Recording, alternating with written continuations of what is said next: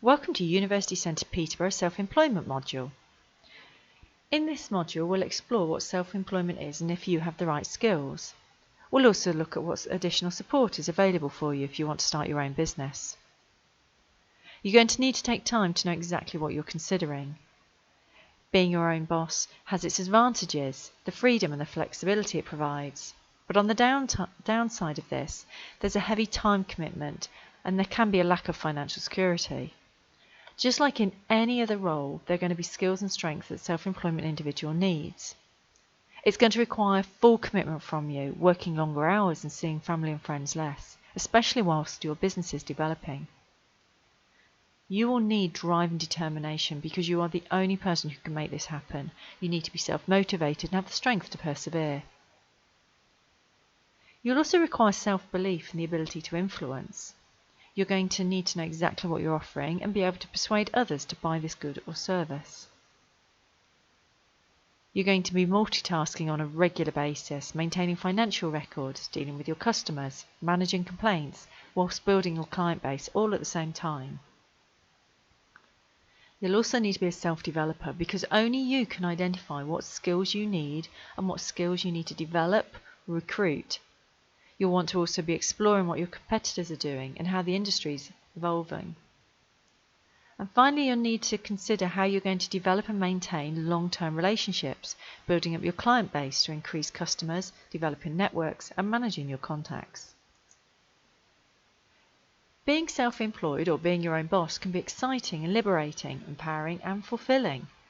On the flip side, you're the lead, setting the example and finding the work. It can therefore be scary, tough and stressful as well.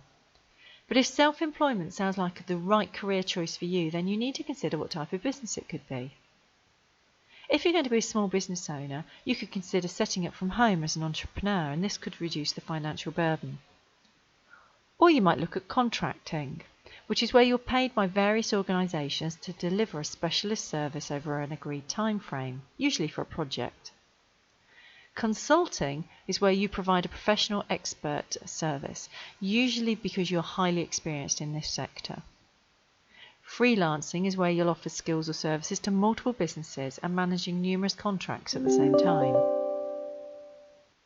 Or you could be an investor, where you're investing finances in stocks, shares or other businesses. You'll need to consider the legal structure because there are going to be tax implications.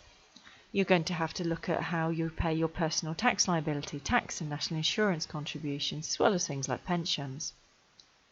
You can choose different structures for your company, and depending on what structure you go for, will decide what type of tax and legal restrictions you have.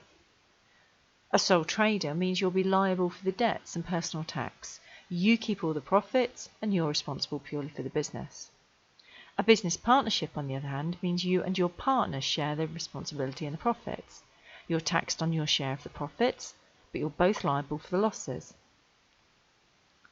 A limited liability partnership means that partners are not responsible for the liability of the debt, so the liability for the amount is limited to the amount they originally invested.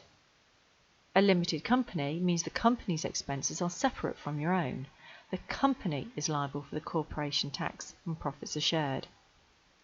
Alternatively, you might look at setting up a franchise where you buy a license to use a name and a product for a fixed fee, and it's usually part of a sales package. Finally, it could be a social enterprise, a community-based or charity-based objective where the profits are reinvested back into the company. If the idea of starting your own business excites you, then there's a couple of steps you want to explore to make sure it is the right option for you. You're going to want to identify what your unique selling point is going to be. What problem does it solve, or what need does it satisfy? And can you place a value on this? You're going to research your opportunity. Who's your audience? What's their demographic?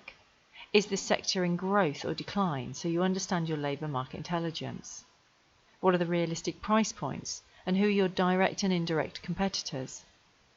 You'll want to draw up a business plan that highlights where you're going to be in 2, 5 and 10 years.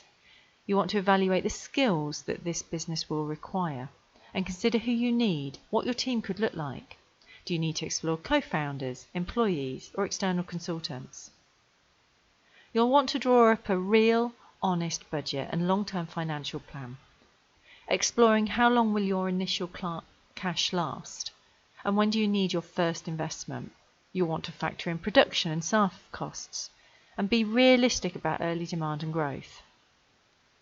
You'll also want to explore what support is available to you, and do you need to consider intellectual property rights.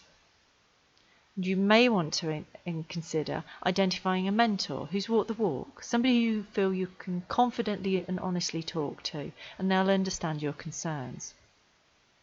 In both the Canvas page and the PDF guide, there are a number of free websites that you can access to help you start up your business. We've had a look at self-employment now and whether or not this could suit you. If you're a student, staff member or alumni of University Centre Peterborough and would like further information or support, please email employerhub@peterborough.ac.uk.